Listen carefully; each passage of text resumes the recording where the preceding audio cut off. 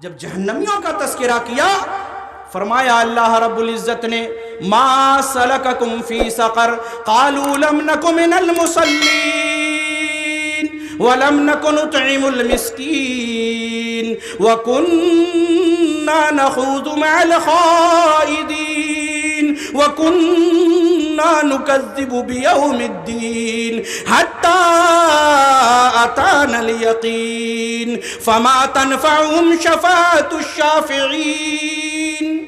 اللہ اکبر۔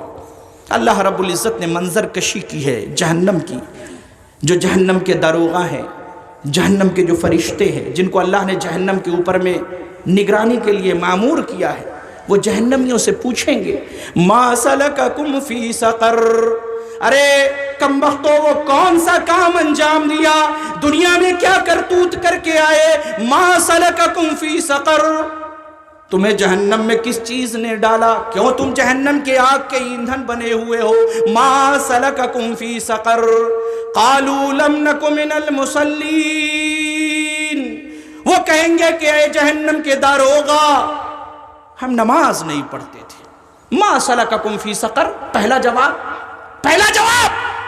ما سلککم فی سقر قالوا لم نک من المصلین، ہم نماز نہیں پڑھتے تھے، لم نک من المصلین ولم نک نطعم المسکین، مسکینوں کو کھانا نہیں کھلاتے تھے، غریب یتیم نادار مسکین کو بھگا دیتے تھے۔ آج یہ مدرسے قائم ہیں، آپ اس کے لیے چندہ کر رہے ہیں، اس کے اندر مسکین یتیم بچے پڑھ رہے ہیں، آپ ان کے کھانے پینے کا انتظام کر رہے ہیں، بہت بڑی بات ہے یہ، اور جو یہ نہ کرے وہ جہنم میں جائے گا۔ ما سلککم فی سقر قالوا لم نک من المصلین ولم نک نطعم المسکین وکننا نخوض مع الخائضین۔ اللہ اکبر۔ اور ہم کیا کرتے تھے؟ ہنسی مذاق کرنے والوں کے ساتھ ہنسی مذاق کرتے تھے، دین اسلام کا مذاق اڑاتے تھے، ہنسی ٹھٹھا کرتے تھے، مخول اڑاتے تھے، بیٹھ کر کے گپے ہانکتے تھے، دین کی مجلسوں سے دور رہتے تھے۔ وَكُنَّا نَخُوضُ مَعَ الْخَائِضِينَ۔ اللہ کے رسول صلی اللہ علیہ وسلم جب نبی بنائے گئے اور اس سے پہلے جتنے بھی انبیاء آئے ان کی قوم ان کا مذاق اڑایا کرتی تھی۔ نوح علیہ السلام نبی بنائے گئے، اللہ رب العزت نے کہا، نوح علیہ السلام نے کہا ہے میرے رب، ربی اے میرے رب، زمین کے اندر کسی کافر کو نہ چھوڑے، یہ لوگ ایمان نہیں لائے۔ 900 سال یا اس سے اوپر نوح علیہ السلام نے اپنی قوم کو تبلیغ کی، سوائے چند کے کوئی ایمان نہیں لایا۔ اللہ رب العزت نے کہا اے نوح کشتی بناؤ۔ نوح علیہ السلام کشتی بنانے لگے، ریگستان تھا، صحرا تھا، وہ لوگ مذاق اڑاتے تھے، نوح ارے کیا کشتی کس لیے بنا رہے ہو، کیا اس کو مٹی میں چلاؤ گے، صحرا میں چلاؤ گے، ریگستان میں چلاؤ گے؟ بعض روایتوں کے اندر مذکور ہے کہ نوح علیہ السلام کشتی بناتے تھے، لکڑی چھیل کر کے ٹھوک کر کے رات میں جا کر کے پوری قوم اس میں پیشاب پیخانہ کر دیتی تھی، اتنے بدتمیز لوگ تھے۔ محمد صلی اللہ علیہ وسلم نبی بنائے گئے، کہتے تھے دیکھو دیکھو دیکھو دیکھو یہی نبی ہے، عبد مناف کا نبی ہے، ارے اللہ نے اسی کو نبی بنانا تھا، ہم تو اتنے مالدار تھے، ہمیں اللہ نے چھوڑ دیا۔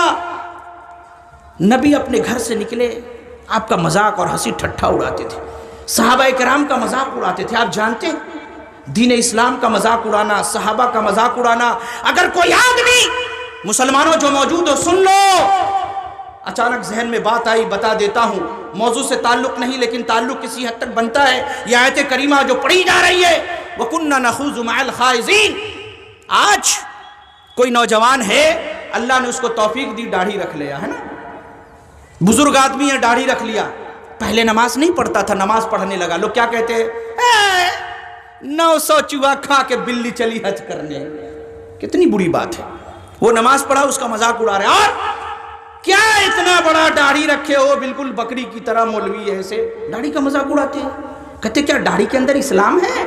ارے داڑھی کے اندر اسلام نہیں ہے، اسلام میں تو داڑھی ہے۔ ٹخنے کے نیچے کوئی اگر اوپر کوئی کپڑا رکھتا ہے اس کا لوگ مذاق اڑاتے ہیں، ٹوپی کا، داڑھی کا، کرتے کا، پیجامے کا، دین اسلام کا۔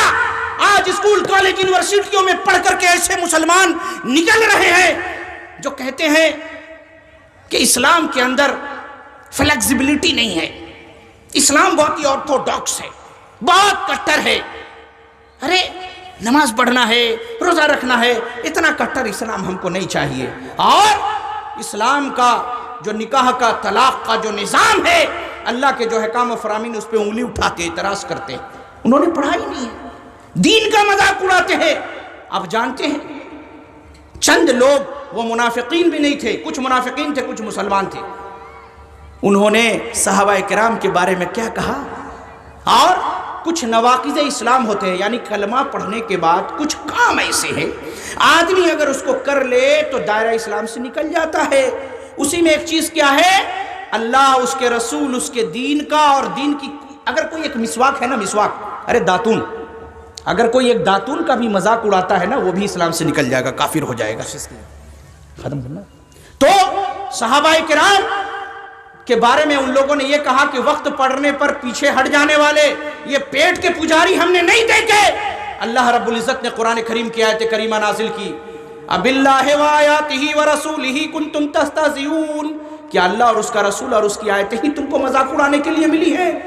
لا تعتذروا قد کفرتم بعد ایمانکم, عذر نہ تلاش کرو, تحقیق کہ تم ایمان لانے کے بعد کافر ہو چکے ہو. تو وہ جہنمی کہیں گے وَكُنَّا نَخُوضُ مَعَ الْخَائِضِينَ وَكُنَّا نُكَذِّبُ بِيَوْمِ الدِّينِ, ہم قیامت کے دن کو جھٹلاتے تھے حَتَّى أَتَانَا الْيَقِينَ, یہاں تک کہ ہمیں موت آ گئی. میرے بھائی, ہمیں یہ چاہیے کہ ہم نمازوں کی محافظت کریں, پابندی کریں.